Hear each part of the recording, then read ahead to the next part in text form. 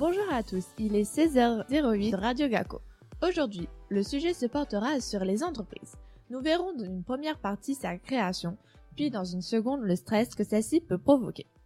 Je suis avec Océane. Bonjour Océane. Bonjour.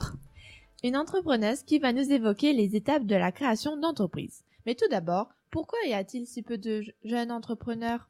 Il y a si peu d'entrepreneurs, tout simplement car les étudiants sont plus nombreux à privilégier un emploi salarié qu'à une création d'entreprise. Celui-ci permet de leur procurer une expérience professionnelle et ainsi de mieux appréhender le monde du travail. Toutefois, quelques étudiants décident de créer leur propre entreprise car ils ont une idée ou bien ayant obtenu certaines compétences lors du suivi d'une formation en alternance, se sentent prêts à démarrer un projet. Une formation en alternance que l'on peut effectivement suivre lors de notre deuxième année à Gako. Cependant, un sondage a été effectué sur une petite partie des étudiants qui a montré que plus de 82% des étudiants ne sont pas intéressés par la création d'entreprises.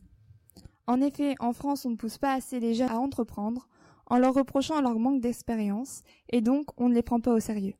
Pourriez-vous alors nous énumérer les grandes étapes pour réaliser ce projet ?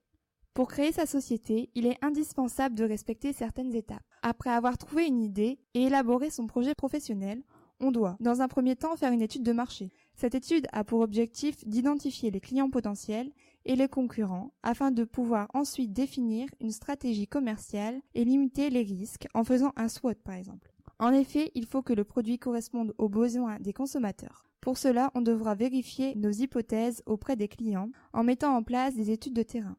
Il est nécessaire aussi de réaliser un business plan. Il regroupe à la fois le projet du créateur d'entreprise, son analyse de marché, sa stratégie commerciale, ses prévisions financières et les moyens mis à sa disposition. Il faut aussi trouver les sources de financement. L'apport personnel est indispensable pour toute création d'entreprise. On peut demander un emprunt bancaire, rechercher des associés ou encore des partenaires financiers. On peut aussi bénéficier d'aides qui peuvent être de différentes natures, telles que les aides financières. Elles ont cependant des conditions d'attribution assez particulières. On peut également recevoir des conseils lors des forums. Il faut aussi choisir un statut juridique. Il s'agit de choisir entre une entreprise individuelle ou une société.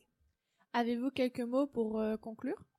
Pour résumer, il est vrai qu'il est difficile de se lancer et il y a une multitude d'étapes à réaliser avant de se lancer pour éviter l'échec. Ainsi, pour vous aider, je vous propose de lire Le petit livre rouge de la création d'entreprise de Guylaine Berthollet qui explique ce que l'auteur a appris à propos de ce sujet grâce à sa propre expérience d'entrepreneur. De plus, nous pouvons être optimistes puisqu'en septembre 2016, le nombre total de créateurs d'entreprises, tout type d'entreprise confondu, s'accélère. On est passé de 1,6% en août à 2,9% au mois de septembre. Merci beaucoup Océane pour ces informations. Nous allons continuer dans cette lancée en traitant du sujet du stress au travail. Le stress professionnel apparaît depuis une dizaine d'années. Plus d'un actif sur 100 serait victime d'un stress professionnel et celui-ci a de lourdes conséquences. Il existe alors de nombreuses causes qui seraient à l'origine de ce stress. Maintenant, nous allons accueillir Ling. Bonjour Ling. Bonjour. Qui va parler des causes et des solutions qui peuvent être mises en place pour lutter contre ce stress au travail. Oui, en effet, les causes du stress au sein d'une société sont nombreuses. Une des principales causes est le poids qu'exercent les dirigeants sur leurs employés qui leur demandent toujours plus de travail. On aura alors une surcharge de travail qui va amener une pression sur l'individu. Cette pression aura de nombreuses répercussions sur la vie professionnelle et privée de l'individu. C'est aujourd'hui une des causes principales des arrêts de travail. Concrètement, pouvez-vous me dire quelles sont les conséquences du stress au travail ? Oui, on retrouve de nombreuses conséquences tout d'abord au niveau professionnel. Nous sommes moins efficaces. On s'énerve plus facilement. Le stress au travail a diminué l'efficacité du travail professionnel. Il a une grande influence sur la capacité d'autodiscipline, d'exercice et de travail. Cela pourrait entraîner également des tensions au foyer, par exemple, violence, querelles et divorce. De plus, ce stress excessif a une grande influence néfaste sur notre santé, par exemple, maladie, l'insomnie et l'humeur inquiète, etc. Auriez-vous des solutions à nous proposer pour limiter ce stress ?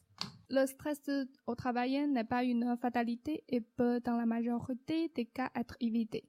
Les employés, tout comme les membres de la direction, peuvent mettre en place une lutte contre le stress, une intervention cognitive par la prévention ou encore les méthodes psychologiques. Reste le meilleur moyen de lutter contre le stress. La direction peut mettre en place des activités pour détendre le personnel comme du yoga, des séances de sensibilisation et la gestion du stress. Des séances de coaching peuvent également être mises en place avec l'aide d'un psychologue du travail. Des formations sur la gestion du temps de travail et les relations interpersonnelles sont également les bienvenues pour venir à bout du stress au travail. Il existe des questionnaires qui peuvent nous permettre de connaître d'où vient ce stress, n'est-ce pas?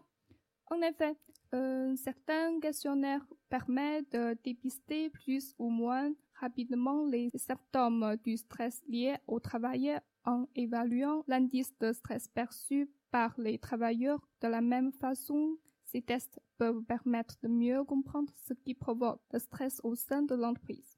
Il s'agit de questions simples auxquelles les salariés doivent répondre de façon à établir un diagnostic. La prévention et la vigilance des collaborateurs restent le meilleur moyen de lutter contre le stress au travail.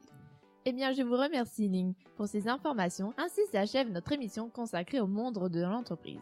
J'espère que vous avez passé un beau moment en notre compagnie et à bientôt sur Radio Gakko.